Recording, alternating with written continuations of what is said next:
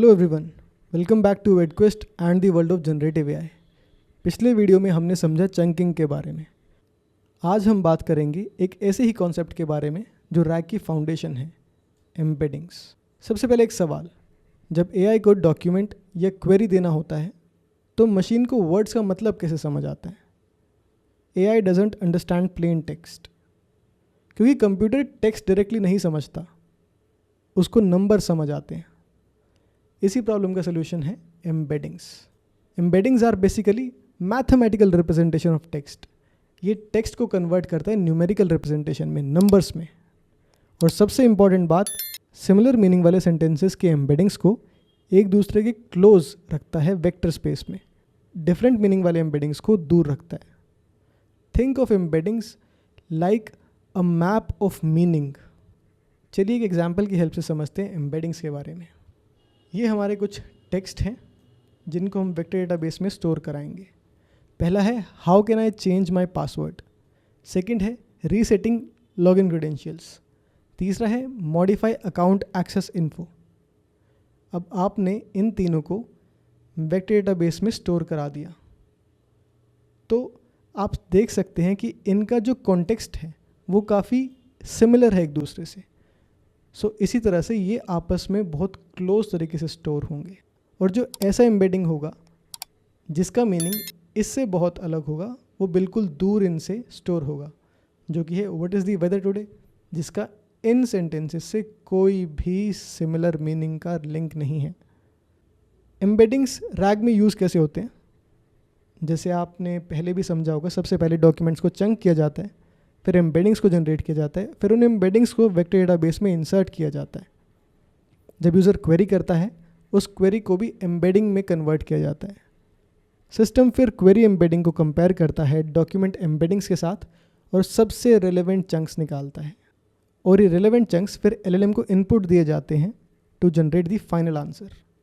Just because of embeddings, AI सिर्फ keywords की तरह काम नहीं करता, एक्चुअल कॉन्टेक्स्ट समझता है। अगर आप पूछते हैं कि who is the founder of Microsoft, may be आपका क्वेरी है कि who is the founder of Microsoft, और डॉक्यूमेंट में लिखा है कि बिल गेट्स स्टार्टेड माइक्रोसॉफ्ट, तो कीवर्ड मैच नहीं हो सकता, लेकिन एम्बेडिंग इन दोनों का मीनिंग क्लोज कर कर दिखाएगा और एआई सही कॉन्टेक्स्ट को रिट्रीव कर लेगा। आपने पूछा who is the founder of Microsoft और आपके डॉक्यूमेंट में कहीं स्टोर था कि बिल गेट्स स्टार्टेड माइक्रोसॉफ्ट, तो इन दोनों का सिमिलर कॉन्टेक्स्ट को समझते हुए वेक्टर डेटाबेस में एआई सर्च कर लेगा, उसी टेक्स्ट को आंसर की फॉर्म में रिट्रीव करके बाहर ले आएगा। So embeddings are like the backbone of RAG. They turn language into numbers, preserve meaning and make semantic search possible. Embeddings के बिना रैग सिर्फ एक एम्प्टी फ्रेमवर्क की तरह है। इन आवर नेक्स्ट वीडियो हम समझेंगे वेक्टर डेटाबेसेस के बारे में और देखेंगे कि एम्बेडिंग स्टोर कैसे होती हैं और फिर उनमें सर्च कैसे किया जाता है। जैसा कि आपने देखा, एम्बेडिंग जनरेशन में टेक्स्ट को न्यूमेरिकल रिप्रेजेंटेशन या वेक्टर रिप्रेजेंटेशन में कन्वर्ट कर दिया जाता है ताकि हम उसे आगे चल के वेक्टर डेटाबेस में स्टोर करा सकें। बट हम समझते हैं कि चीज़ें ग्राउंड लेवल पर किस तरीके से हो रही हैं। क्या आप उन एम्बेडिंग्स को, उन न्यूमेरिकल रिप्रेजेंटेशन को देख सकते हैं? आप उन्हें किस तरीके से जनरेट करते हैं? चलिए समझते हैं थ्रू आर कोड। आप देख सकते हैं कि ये वही गूगल नोटबुक है जो कि हमने लास्ट वीडियो में चंकिंग के लिए यूज़ की थी। इसमें हमने कुछ चीज़ें चेंज की हैं और कुछ चीज़ें ऐड की हैं ताकि हम पूरे रैग प्रोसेस को यहीं पर हर एक वीडियो में ऐड कर करके आपको समझाते रहें ताकि आपको ज़्यादा परेशानी ना हो समझने में। तो चलिए शुरू करते हैं। सबसे पहले हमने गूगल जनरेटिव एआई डिपेंडेंसी को इंस्टॉल कर लिया, क्योंकि हमें यहाँ पर एम्बेडिंग जनरेशन करना है और एपीआई की को कॉन्फ़िगर करना है। इसके लिए हमें गूगल जनरेटिव एआई को इंस्टॉल करना पड़ेगा, तो इसे शिफ्ट एंटर करके इंस्टॉल कर लेते हैं।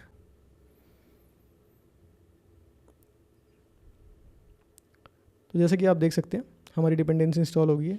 इसके बाद हमने गूगल जनरेटिव एआई को एज जेन एआई इम्पोर्ट करा लिया और हमने numpy लाइब्रेरी को एज np इम्पोर्ट करा लिया for data handling, for efficient data handling basically. इसको भी रन कर देते हैं। टेक्स्ट और चंकिंग के फंक्शन को हम समझ चुके हैं, तो हम इनको डायरेक्टली रन कर देते हैं। ओके, सो बातें एम्बेडिंग पर। सबसे पहले हमने जेन एआई में अपनी API की को कॉन्फ़िगर किया। आप लोग अपनी अपनी API की जनरेट कर यहाँ पर प्लेस कर सकते हैं और रन कर सकते हैं। ये है हमारा एम्बेडिंग का लॉजिक। तो चलिए इसे समझते हैं। गेट एम्बेडिंग नाम से हमने एक फंक्शन बनाया जिसके अंदर हमने पूरा टेक्स्ट पास कर दिया।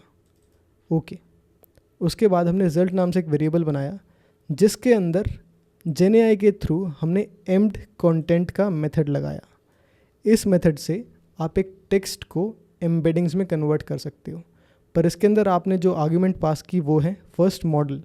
आपने एक एम्बेडिंग मॉडल दिया कि इस मॉडल को यूज़ करके मैं एम्बेडिंग जनरेट करना चाहता हूँ, और फिर आपने कंटेंट दिया जो आपका टेक्स्ट था जो आप एज एन इनपुट ले रहे हैं। यहाँ पर इस लाइन में हम देख सकते हैं कि एम्बेडिंग जनरेट हो जाएंगी और वो एक लिस्ट ऑफ नंबर्स होंगी। अब हम उन नंबर्स को एरे की फॉर्म में स्टोर कराएंगे यूजिंग numpy ताकि एफिशिएंट प्रोसेसिंग हो सके। और उसके बाद हर एक नंबर को 32 फ्लोट नंबर के फॉर्म में स्टोर करा देंगे जो कि एक स्टैंडर्ड है most of the vector databases के लिए। उसके बाद हम फंक्शन कॉल करेंगे और हर एक चंक पास करेंगे जो भी हमारे चंक्स में था यूजिंग फॉर लूप। उसके बाद हम एम्बेडिंग्स को प्रिंट करा लेंगे। तो चलिए पहले इसे रन करते हैं और फिर देखते हैं कि हमारी एम्बेडिंग्स किस तरीके से आती हैं।